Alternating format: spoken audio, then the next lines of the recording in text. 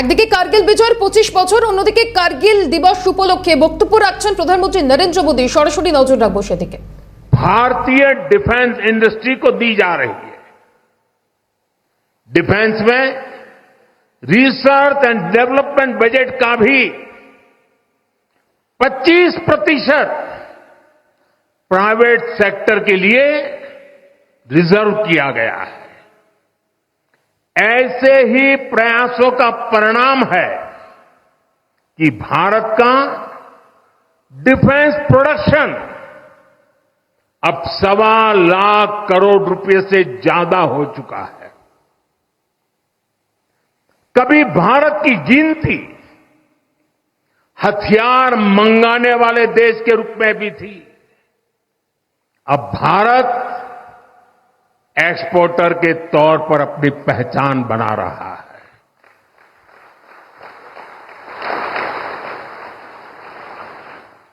मुझे खुशी है कि हमारी सेनाओं ने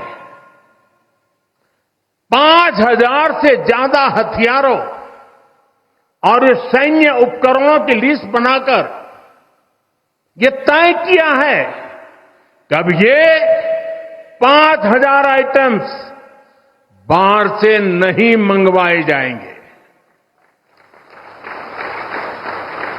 मैं इसके लिए सेना नेतृत्व को बधाई देता हूं। साथियों, डिफेंस सेक्टर में रिफॉर्म्स के लिए भी भारत की आर्म्ड फोर्सेस की सराहना करना चाहता हूं। हमारी सेनाओं ने बीते वर्षों में कई साहसिक निर्णय लिए हैं। सेना द्वारा किए गए जरूरी रिफॉर्म्स का एक उदाहरण अग्निपथ स्कीम भी है। दशकों तक संसद से लेकर अनेक कमेटी तक में सेनाओं को युवा बनाने पर चर्चाएं होती रही है। भारत के सैनिकों की औसत आयु, एवरेज एज, ग्लोबल एवरेज से ज्यादा होना, ये हम सबकी चिंता बढ़ाता रहा है। इसलिए ये विषय वर्षों तक अनेक कमिटियों में भी उठा,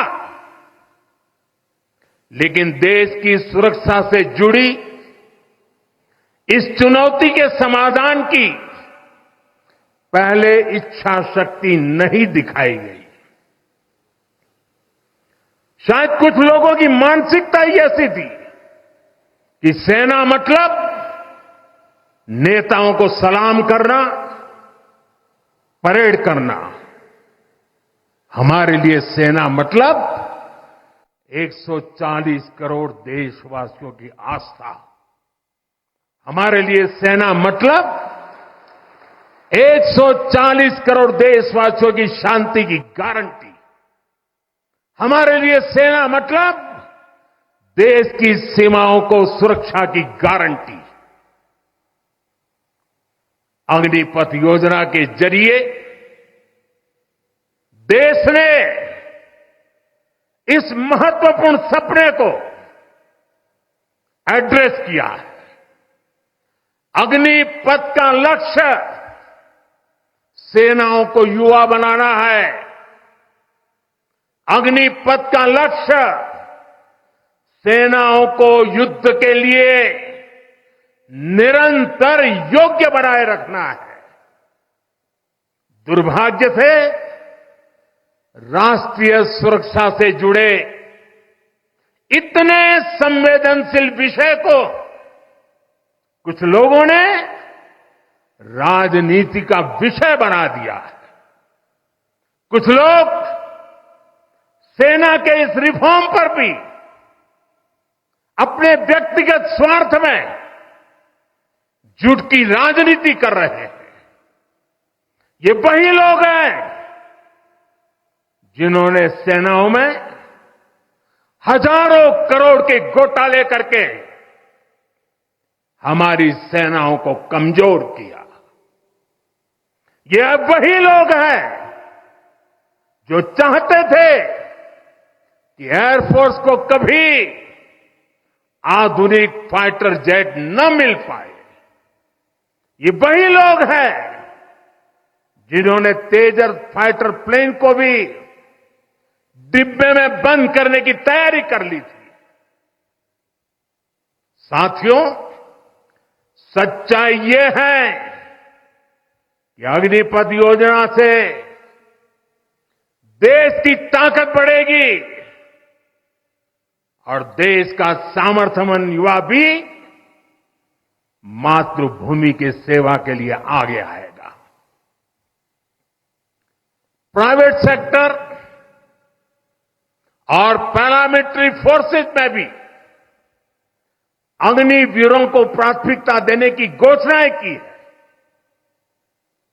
मैं तो हैरान हूं, कुछ लोगों की समझ को क्या हुआ है,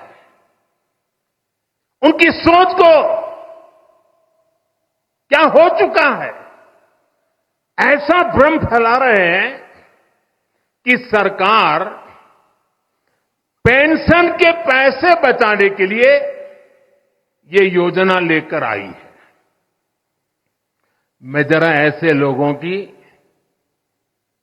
सोच से शर्म आती है, लेकिन मैं ऐसे लोगों से पूछना चाहता हूं, जरा कोई मुझे बताए, आज मोदी के शासनकाल में जो भर्ती होगा, क्या आज ही उसको पेंशन देना है क्या?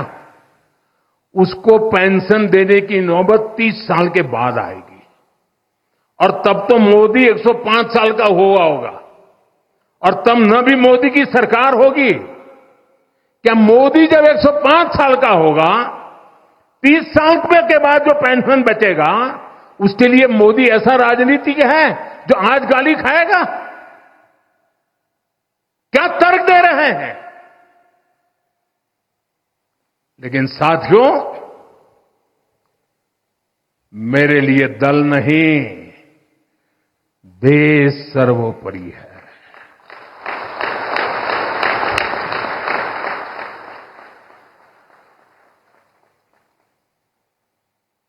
और साथियों, मैं आज गर्व से कहना चाहता हूं, सेनाओं द्वारा लिए गए इस फैसले का हमने सम्मान किया है।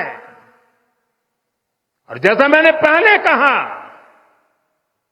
हम राजनीति के लिए नहीं, राष्ट्र नीति के लिए काम करते हैं। हमारे लिए राष्ट्र की सुरक्षा सर्वोपरि है। हमारे लिए 140 करोड़ की शांति, ये सबसे पहले है। साथियों, जो लोग देश के युवाओं को गुमराह कर रहे हैं, उनका इतिहास साक्षी है कि उन्हें सैनिकों की कोई परवाह नहीं है। ये वही लोग हैं जिन्होंने एक मामूली रकम 500 करोड़ रुपए दिखाकर वन रैंक वन पेंशन पर झूठ बोला था। 500 करोड़। ये हमारी सरकार है जिसने वन रैंक वन पेंशन लागू किया।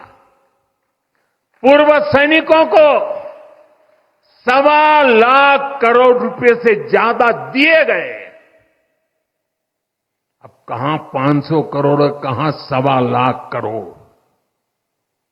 इतना झूठ, और देश के जवानों की आंख में धूल झोंकने का पाप।